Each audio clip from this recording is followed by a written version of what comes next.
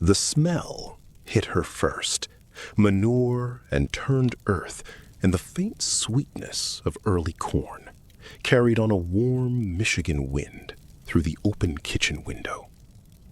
That was the smell of the farm, of the life she and Michael had chosen when they left Detroit behind. It was the spring of 1973. Allison and her husband Michael had been living on a secluded property just outside of Brighton, Michigan, for 4 years, a farm that had belonged to Michael's father. The old man had passed, and leaving all those acres empty and unworked felt, as Michael once put it, like leaving money lying in a ditch. Allison didn't work. She didn't have to. The land generated more income than either of them would have known what to do with in Detroit. There were cattle, other animals, 4 farmhands, and a whole machinery of enterprise running itself at a respectful distance from the house, which stood on its own small parcel, a couple of acres of cornfield and kitchen garden, apart from the main operation. Modest by comparison. Theirs. Michael, however, had never quite let go of his career. He was a security systems specialist, had been since before she'd known him, and he was, by most accounts, extraordinarily good at it. Fascinated by the field, in the particular way some men are fascinated by things they can't stop touching. He'd been working on a new piece of hardware, something that unified separate systems into one. He spoke about it the way other men spoke about their children. On an unremarkable Tuesday in early spring, the phone rang. It was a colleague from CUNY York College in New York, asking Michael to speak at a seminar to share his expertise with the next generation.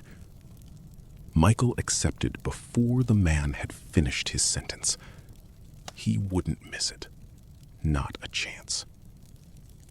Thursday morning, he bought his plane ticket, kissed Allison on the cheek, and headed for the airport. She was frustrated, if she was honest. He'd accepted without asking her. But then, Michael was a good man, a very good man. He was present in a way most husbands weren't, attentive in a way she sometimes found embarrassing to admit she appreciated. She packed away the irritation, handed him everything he needed, and watched the car disappear down the long drive. He was going to stay with relatives in the city. A big house, always warm and welcoming. That, at least, gave her some comfort. He'd be with family. Friday morning, Allison drove to the local grocery store. Michael wasn't due back until Sunday. She decided to let herself have a day or two. Relax, tend the garden, put together something nice for his return. She pulled back into the driveway with the boot full of groceries and noticed with mild annoyance that the garage door was open. She couldn't remember leaving it that way, but then she couldn't always remember everything. She drove in, noted the empty space where Michael's car should have been, obviously empty because Michael was in New York, and carried the bags through the connecting door into the house. She stopped. There was a man sitting in the living room. He was sitting very still in one of the armchairs facing the television. The television was off. He was wearing a strange suit, not one she recognized, and he was simply sitting there, looking at a black screen. It was Michael. He was supposed to be on a plane. He had bought the ticket. She had watched him go. Before she could speak, he turned, and the moment he saw her, His whole face broke open with something that looked very much like relief. He was on his feet in an instant, crossing the room, talking fast and warm and slightly breathless, telling her to let him take the groceries. He'd make them breakfast. It was so good to see her. Had she been well? "What happened?" she said. "The seminar. Did something—"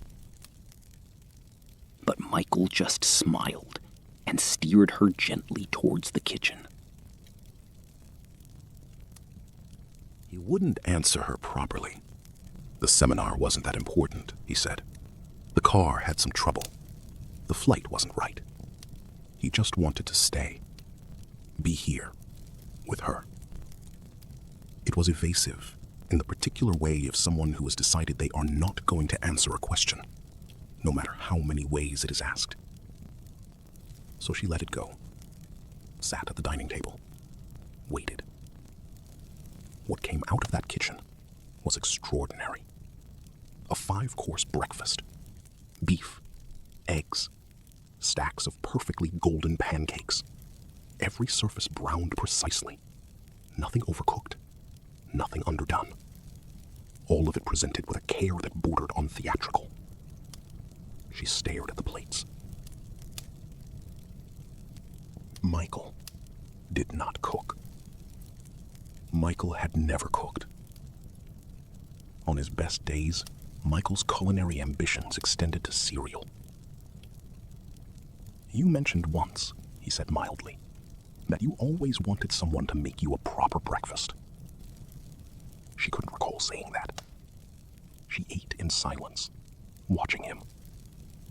He sat across from her, didn't touch his own plate, just watched her eat, with the patient, focused expression of a man observing something he found deeply interesting. After breakfast, she told him she was going out to the garden. He nodded warmly. She changed her clothes, came back downstairs. He was still sitting at the dining table. His plate was untouched. He was staring at the wall. "Are you going to do anything today?" she asked. "Or just sit there?" He turned towards the sound of her voice, stood, walked upstairs, changed into his pajamas, came back down. "I don't think I'll do much today," he said, pleasantly, and settled himself on the living room couch. She went outside. 2 hours she spent in the garden. When she came back in, he was on the couch. The television was off. He was watching it anyway. She stood in the doorway for a long moment. "Michael." He turned and looked at her. His expression was very calm, very blank. The particular blankness of a face that isn't thinking about anything at all. "What are you doing?"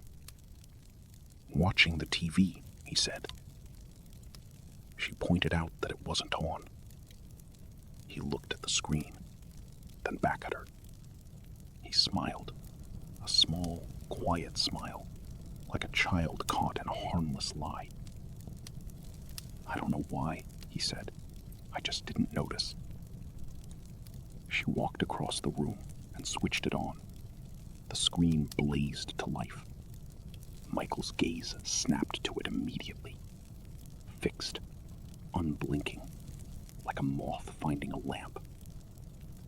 She thought, is he drunk? She checked him, quietly and carefully, the way you check someone you suspect has hit their head. Looked for marks, for dilated pupils, for the particular unfocus of concussion. There was nothing. Nothing visible. She was exhausted by then. She put her overalls in the washing machine, had a long shower, opened the bathroom door. Michael was standing directly outside it. He was standing in the hall, very still, looking at the bathroom door, waiting, apparently, for it to open. She asked if he was all right. He said yes, cheerfully. She moved past him into the bedroom, dressed, came back out. He was at the railing, looking down at the staircase below, not doing anything, just looking. She cooked dinner. Steaks. He sat across the table and watched her cook with that same focused attention he'd given her food that morning, as though she were doing something remarkable, something he hadn't seen before. She put his plate in front of him. He picked up his cutlery, knife in the left hand, fork in the right. Allison set down her own fork. Michael was deeply particular about the way he ate. It was one of the things about him, small, meticulous habits that he'd had since childhood. He had once, entirely seriously, explained to her the correct angle at which to hold a fork over a dinner plate. He ate right-handed. Always had. Always would. It was as fundamental to him as his name. He was holding the knife in his left hand. She started to speak, to push it, finally, directly. Why are you here? What happened? Why won't you tell me? But he just waved her words away and began talking about the garden, how well it was doing, how good she was at it. Her shampoo smelled lovely, he added. The phone rang. She stood up, walked to it, lifted the receiver. "Honey!" A familiar voice, smoky, warm, slightly breathless, the way it always was after a long journey. "I landed about an hour ago. Sorry I didn't call sooner. We got carried away at this burger place. You'd have hated it. New York is wonderful. Can't wait to tell you everything." Allison did not speak. She looked across the room at Michael, who was sitting at the dining table, cutting his steak with his left hand. "Honey? Are you there?" "I'm here," she said. Her voice came out steady. She was quite proud of it. She knew her husband's voice. She had known it for 15 years. The precise rhythm of it, the way he clipped his consonants, the half-beat pause he made before saying her name. The voice on the phone was Michael. Completely, unmistakably Michael. The man at the table was also Michael. Her mind, to its credit, did not panic immediately. It simply stopped, held very still, like an animal that has heard something in the dark and isn't sure yet what direction to run. "Hi, Janet," she said into the phone. Her free hand was gripping the counter so tightly she could feel her knuckles ache. "I was wondering when you'd call. This might sound strange, but what did you have for breakfast last night?" A beat of silence. Then, "Who's Janet?" "Allison, are you all right? Is something happening?" A pause. "You mean the Cheerios before bed? I don't know if you'd call that breakfast. What's going on?" "Hold on," she said. "I'll call you back in just a minute." She walked back to the table, sat down, poured herself a glass of wine, not because she wanted it, but because her hands needed something to do. She looked at him. She looked carefully, with the whole of her attention. His eyes were the right color. His hair was the right length. The same small scar above his eyebrow where he'd caught a door at 8 years old. Everything was right. Everything fit. And yet, "I'm exhausted," she told him, standing. "I think I'll turn in early. Would you mind going to check the shed? Make sure it's locked. You know how I worry." She kept her voice warm, light. The voice of a woman who has not just discovered that her husband is in two places at once. He stood immediately, nodded, and headed for the door with the cheerful compliance of a golden retriever offered a walk. The moment he was out of sight, she moved to the phone. She dialed Michael's sister's number from memory. It rang twice. "Lena, is Michael there?" "Oh, yes. He's just at the piano with his niece. Hold on." A few seconds.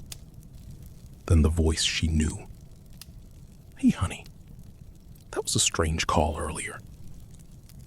Michael, listen to me carefully. I need you to stay on the phone. Is everything all right? What's..." She heard the door. The walk to the shed and back was 10 minutes. He had been gone less than 2. She turned. He was standing in the kitchen doorway in his muddy boots, watching her. His expression was perfectly pleasant, perfectly blank. "Everything okay?" he asked. "Yes," she said. Into the phone. "Sorry, something's come up. I'll call you back shortly." She hung up before Michael could say another word.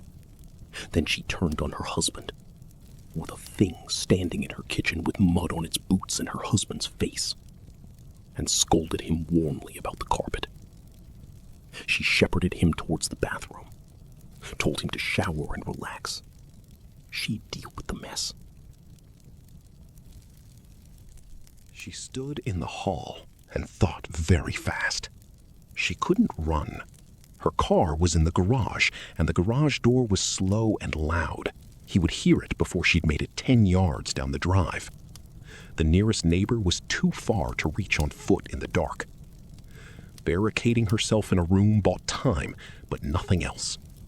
She hated herself for the guns. She had banned them from the house, and Michael had kept his handgun in the car, which was at the airport, which was very far away. She thought about that for a moment, with something approaching bitter appreciation for the irony. She went upstairs to the bedroom, locked the door, sat on the chair by the window, and worked through every option she had. None of them were good. Most of them were bad in ways that ended with her not being able to think any further thoughts. She kept the act going. When the shower sounds stopped, and they stopped after barely 2 minutes, far too soon, she opened the bedroom door casually and found the bathroom empty. Water footprints on the carpet, leading downstairs. She followed them.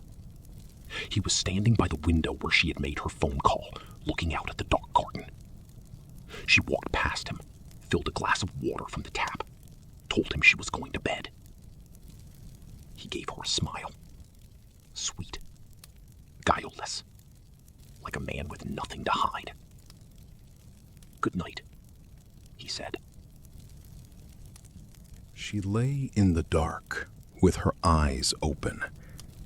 He lay beside her, still and quiet. She noticed, sometime around midnight, that he was cold. Not cool. Cold. Michael ran warm. He always had, embarrassingly so. She'd spent years stealing the duvet back and blaming it on him. But the body beside her was cool to the touch, the way a house is cool when the heating has been off for a while. She waited until his breathing was regular. Then she eased herself out of the bed, crept downstairs, and lifted the phone. Dead. She pressed the receiver cradle again and again. Nothing. She traced the cable as far as she could follow it into the wall. Cut. neatly, deliberately, with no sign of damage to anything around it.